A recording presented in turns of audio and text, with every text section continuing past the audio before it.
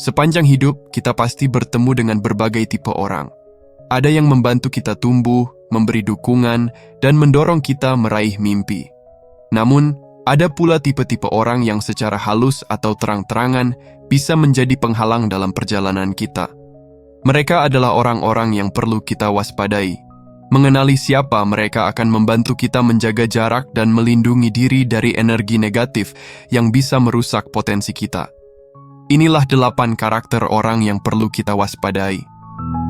Tapi, sebelum kita memulai, saya ingin Anda untuk tetap bersama kami hingga akhir video. Jangan lupa untuk berlangganan dan mengaktifkan notifikasi agar Anda tidak ketinggalan video-video inspiratif lainnya dari kami. Mari kita mulai perjalanan ini bersama-sama. Tipe yang pertama, si manipulator terselubung.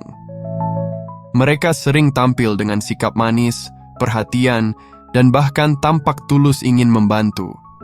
Kita mungkin merasa nyaman di awal, seolah-olah mereka hadir untuk mendukung dan memperhatikan kebutuhan kita.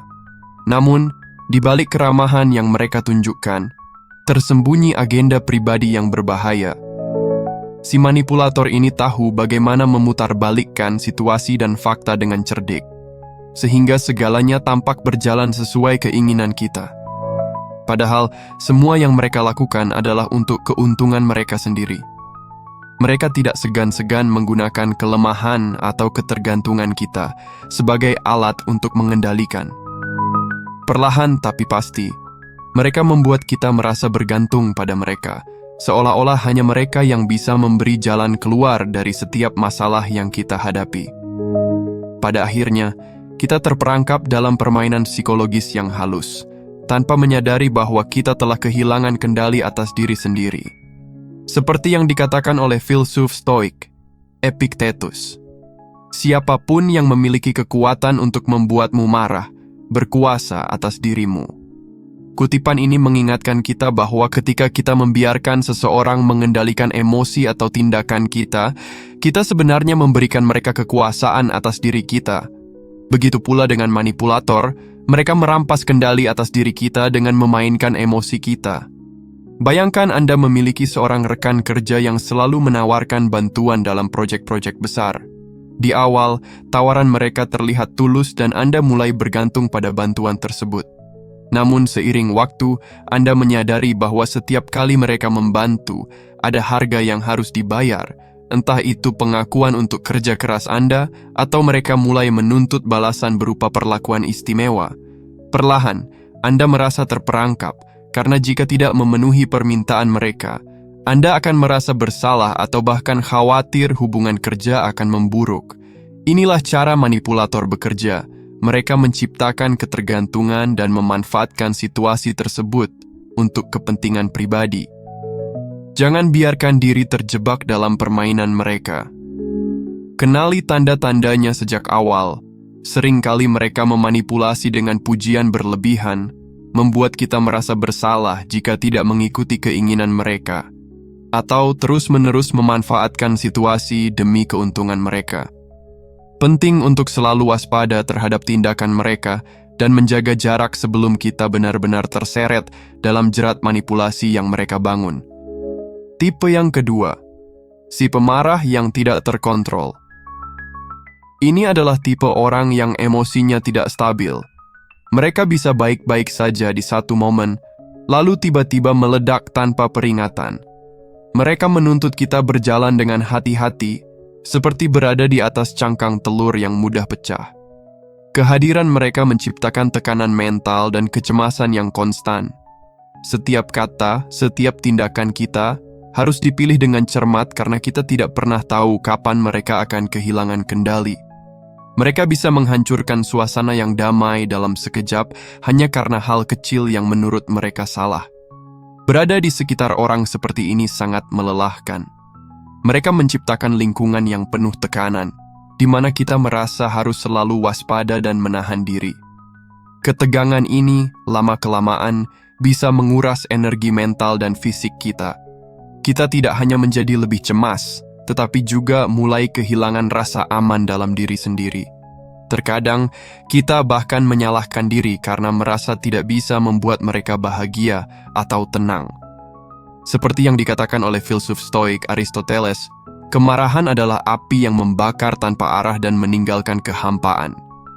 Kutipan ini mengingatkan kita bahwa amarah yang tidak terkendali seperti api yang membakar tanpa tujuan jelas, menghanguskan segala sesuatu di sekitarnya tanpa menyisakan apa-apa.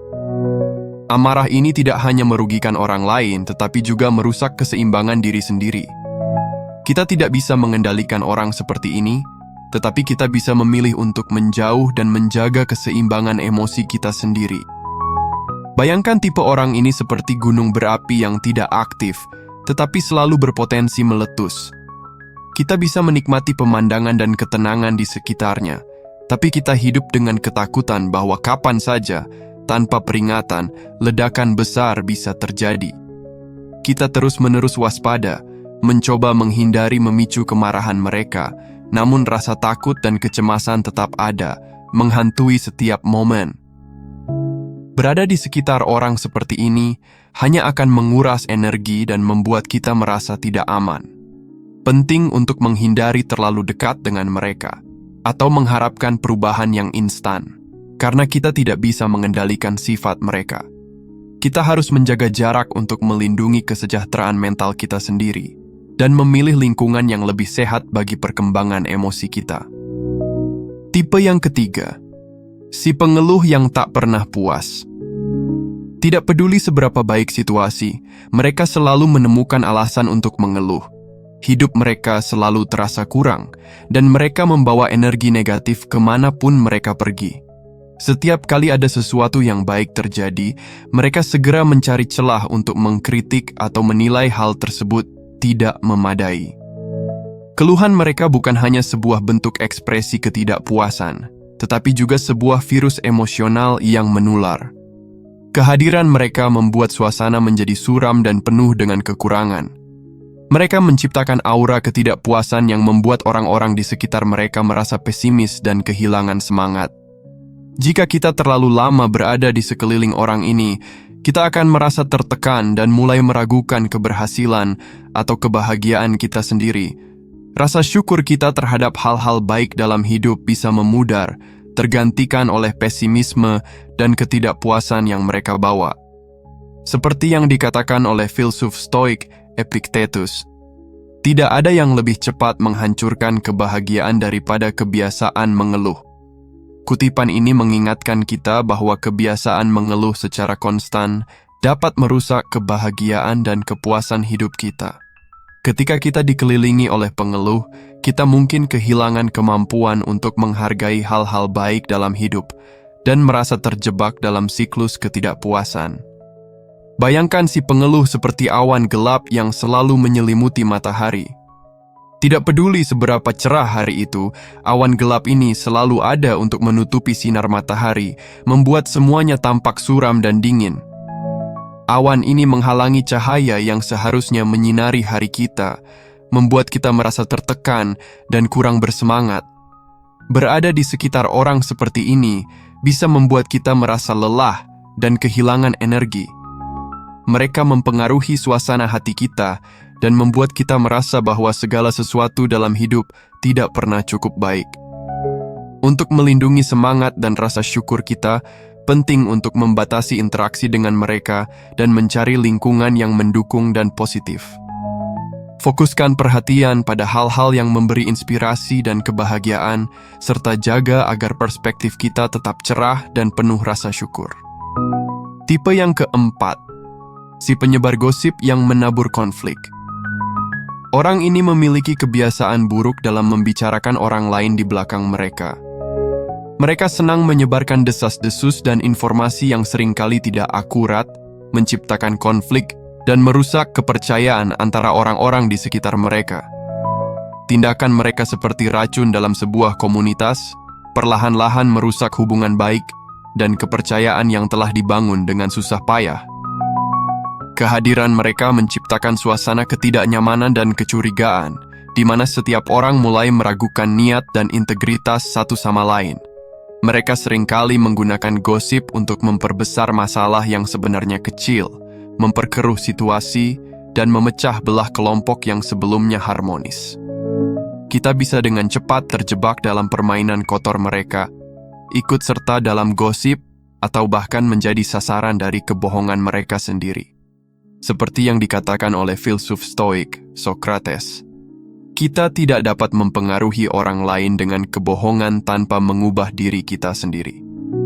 Kutipan ini mengingatkan kita bahwa menyebarkan gosip dan kebohongan tidak hanya mempengaruhi orang lain, tetapi juga mengubah cara kita melihat diri sendiri dan orang-orang di sekitar kita.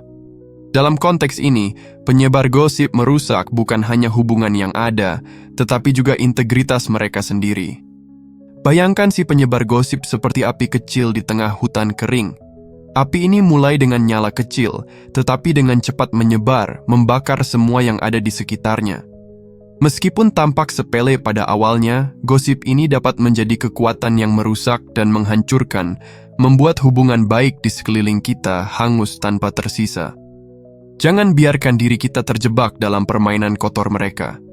Kita harus waspada terhadap kebiasaan mereka dan menghindari terlibat dalam gosip atau membagikan informasi yang tidak terverifikasi. Melindungi integritas dan hubungan baik, kita berarti menjaga jarak dari mereka dan fokus pada komunikasi yang jujur dan terbuka. Jaga agar komunitas kita tetap sehat dengan menghindari penyebaran informasi yang merugikan dan berusaha untuk membangun kepercayaan daripada merusaknya. Tipe yang kelima, si munafik yang bertopeng. Di depan kita, mereka tampak penuh integritas, berbicara tentang kebaikan, kejujuran, dan nilai-nilai luhur. Mereka seringkali terlihat sangat mendukung prinsip-prinsip moral dan etika. Namun, di balik topeng kebaikan itu, tindakan mereka seringkali bertentangan dengan kata-kata mereka. Si munafik ini memiliki kemampuan luar biasa untuk menipu dengan pesona dan kepalsuan mereka. Kehadiran mereka seringkali membingungkan kita, karena mereka berbicara dengan penuh keyakinan tentang nilai-nilai yang mereka sendiri tidak praktikkan. Mereka mungkin tampil sebagai pemimpin yang bijaksana atau teman yang penuh perhatian, tetapi kenyataannya, mereka bisa saja melakukan tindakan yang merugikan atau tidak konsisten dengan apa yang mereka katakan. Ini membuat kita merasa terjebak, karena kita mungkin hanya melihat apa yang mereka tunjukkan, bukan apa yang sebenarnya mereka lakukan. Seperti yang diungkapkan oleh filsuf Yunani, Aristoteles, ketulusan adalah kualitas yang paling penting dari karakter. Tanpa itu, semua tindakan menjadi tanpa arti. Kutipan ini mengingatkan kita bahwa ketulusan dan konsistensi antara kata dan tindakan adalah kunci dari integritas. Si munafik mengabaikan prinsip ini dengan memainkan dua peran berbeda, satu di depan publik dan satu di belakang layar. Bayangkan si munafik seperti sebuah patung indah yang tampak sempurna dari kejauhan. Namun, ketika kita mendekat dan memeriksa lebih dekat, kita menyadari bahwa patung tersebut terbuat dari bahan yang rapuh dan tidak tahan lama. Di luar penampilan luar yang memukau, ada kekurangan dan kepalsuan yang tersembunyi. Begitu pula dengan si munafik, yang mungkin tampak menawan dan tulus, tetapi sebenarnya mereka memiliki agenda tersembunyi dan tidak konsisten dengan nilai-nilai yang mereka tunjukkan. Jangan tertipu oleh kata-kata manis atau penampilan luar mereka. Penting untuk mengamati tindakan mereka secara mendalam dan memastikan bahwa apa yang mereka lakukan sesuai dengan apa yang mereka katakan. Dengan memperhatikan konsistensi antara kata-kata dan tindakan, kita dapat melindungi diri kita dari penipuan dan manipulasi mereka. Selalu waspada dan tidak mudah terpengaruh oleh pesona yang tampak sempurna di permukaan. Tipe yang keenam, si egois yang tidak pernah berbagi. Orang egois adalah mereka yang hanya peduli pada diri mereka sendiri, seringkali tanpa memikirkan kebutuhan atau perasaan orang lain. Dalam setiap situasi, mereka melihat segalanya dari sudut pandang pribadi mereka, dan segala sesuatu dianggap sebagai kesempatan untuk keuntungan mereka sendiri. Mereka jarang memperhitungkan dampak tindakan mereka terhadap orang lain, dan lebih sering memanfaatkan hubungan demi keuntungan pribadi mereka. Berinteraksi dengan si egois mungkin kita akan merasa seperti alat yang digunakan untuk memenuhi keinginan mereka tanpa mendapatkan perhatian atau penghargaan yang sepadan. Mereka tidak berbagi, tidak peduli, dan tidak menunjukkan empati. Dalam jangka panjang, berurusan dengan orang egois dapat menyebabkan perasaan terabaikan, tidak dihargai, dan mungkin juga menurunkan harga diri kita. Seperti yang diungkapkan oleh filsuf Yunani, Seneca, kebaikan bukanlah apa yang kita terima dari orang lain, tetapi apa yang kita berikan kepada mereka. Kutipan ini mengingatkan kita bahwa sejatinya, kebaikan terletak pada tindakan kita sendiri dan sikap kita terhadap orang lain, bukan pada apa yang kita dapatkan dari mereka. Si egois, yang tidak pernah berbagi, mengabaikan prinsip dasar ini dengan hanya memikirkan keuntungan diri sendiri tanpa memberikan kontribusi nyata kepada orang lain. Bayangkan si egois seperti seorang penari yang selalu ingin menjadi pusat perhatian di atas panggung. Mereka hanya peduli tentang gerakan mereka sendiri dan tidak peduli dengan ritme atau harmoni kelompok. Dalam prosesnya, mereka mungkin mengabaikan atau mengganggu penari lain hanya untuk memastikan bahwa mereka sendiri menjadi sorotan.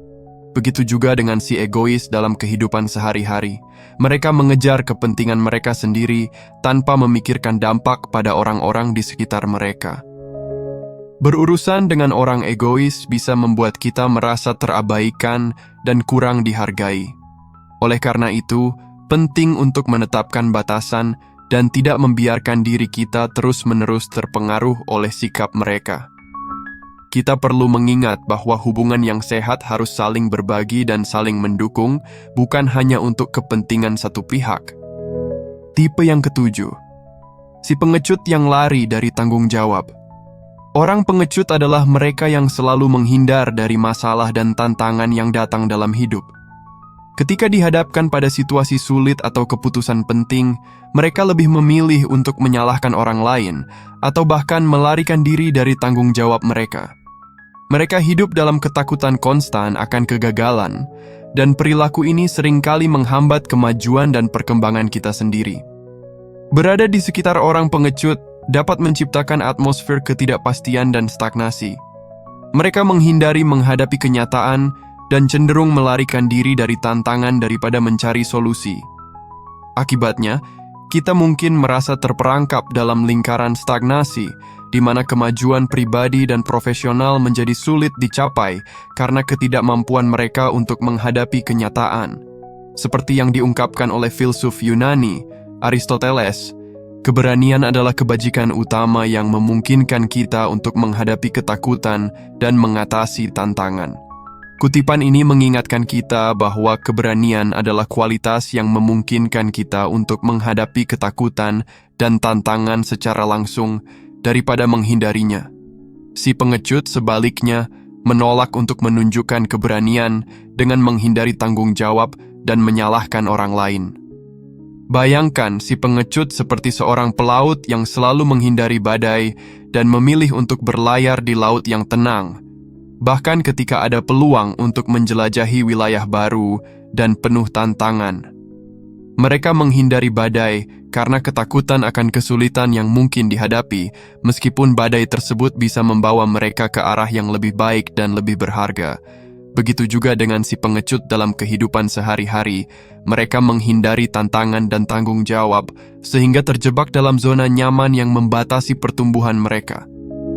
Berada di sekitar orang pengecut hanya akan membuat kita terjebak dalam ketidakpastian dan stagnasi.